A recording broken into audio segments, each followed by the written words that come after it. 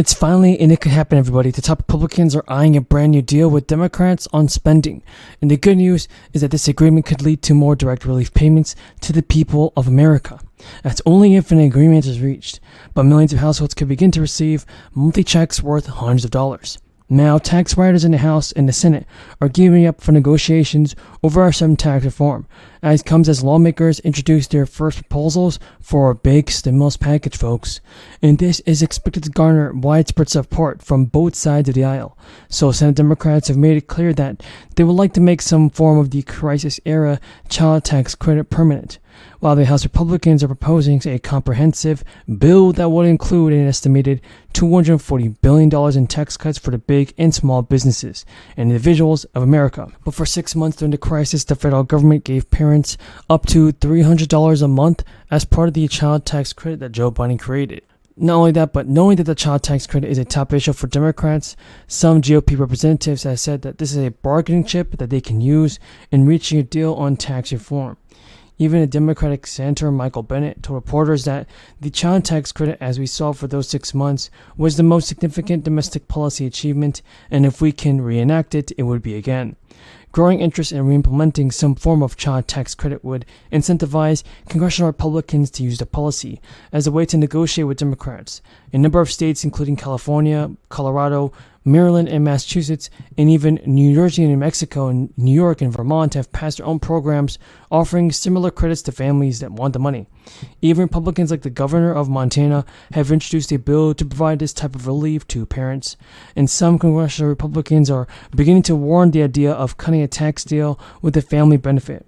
Even Senator J.D. Vance of Ohio told reporters that it's one of the few issues of tax policy where there is some bipartisan agreement, and then Senator Todd Young said that there will be some GOP interest in a child tax credit if it's properly constructed and properly sized in the tax package, and there might be significant whittling down of the $300 monthly payments that were offered in 2021.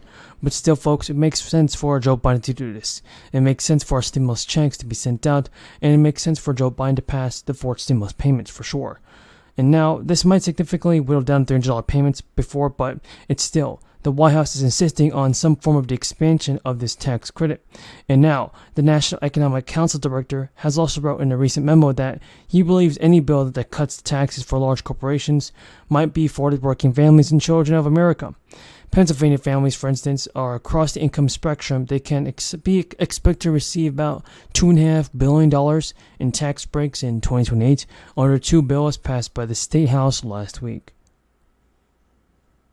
The proposal is passed with bipartisan support, but they not even might pass the GOP-controlled state Senate. $600 stimulus checks are going out, and the money could be showing up soon in your bank account. Brian Malahi asking questions about how this money is going to impact people in Utah. And Brian, you talked to some people today. What are they saying about this stimulus money? One in particular who said it's helpful, it's better than nothing, but it doesn't appear to be having a great effect in terms of victory laps over $600. We're outside Anna's restaurant in Murray. You can see that the lights are off. It has had dine-in through much of the pandemic. Used to be open from 7 a.m. until 9 p.m. Now it closes at 4 in the afternoon. No guaranteed paid sick time. So that's not cool, and that's not right, and it's definitely not good, and it's definitely not what we want to hear from Joe Biden. What we want to see is that Joe Biden do more for the people in sending out stimulus payments, because he should definitely do something now while he still has the chance. Because as the U.S. enters a recession this year, everybody, we have important news for Social Security, SI, SDI, and even SSA. They have proposed a brand new stimulus program. When I say they, I'm talking about Democrats and Republicans. They will allocate billions of dollars towards new relief. Some Americans will receive these checks automatically, while others are going to have to a little bit more action. So there is a little less than a month before Colorado residents even who file their taxes receive this extra money. The Colorado Cashback Program, for instance, will give taxpayers who file their 2021 taxes by October 17th, $750 by the end of this month of January. Eligible couples will get $1,500, and even the governor who signed the law in May is set to return the money to taxpayers, as he originally intended for the payment to be $400 for individual filers and $800 for couples. According to the Colorado Department of Revenue, the amount was increased due to excess state revenue. The payment arriving by the end of the month will be for state residents who filed an extension, and the first round of payments was for people who had filed their taxes by June 30th, and paid to residents September 30th payments.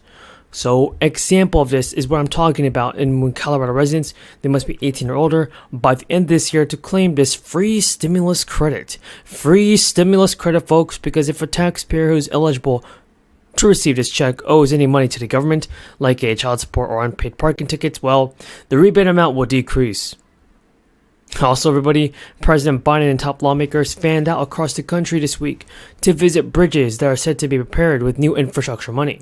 President stopped at, for instance, the Brent Spence Bridge, which crosses the Ohio River, connecting Connecticut and Kentucky.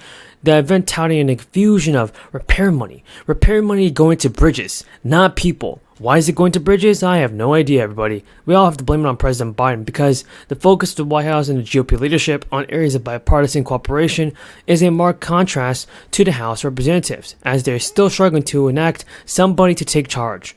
So what I want to say is that the infrastructure law put aside $100 billion for roads and bridges, and now rural broadband, ports, and other items are having some difficulties around us.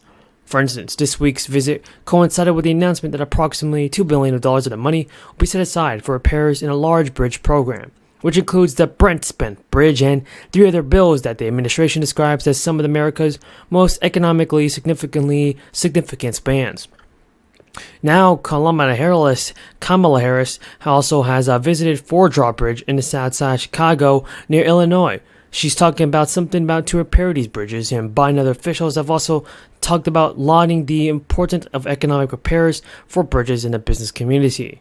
In total, the infrastructure law puts aside $40 billion for somebody to take care of this thing. Joe Biden has made several previous bridge visits during his time in office, including spans in Pennsylvania and New Hampshire, providing a visual reminder of the infrastructure money at work and with the economic consequences if despair had continued. So far, an infrastructure report card from the American Society of Civil Engineers put a spotlight on the overall problem. Of the more than 600,000 bridges in the United States, about 47,000 of them are classified as structurally deficient. The question remains just how much of the current efforts will resolve the overall problem. Civil Engineers estimates that $125 billion is needed for America's bridge repairing backlog, underscoring that additional investment will likely take place in the coming years, the coming days. What I do know is that Joe Biden's got to do something. Thank you, Mr. Speaker. Yesterday, after the 4.5 days and 15 votes to find a speaker, we started with our business by passing rules. The Republican rules and first day's activities were to help the rich and the powerful avoid taxes. The government, like any entity,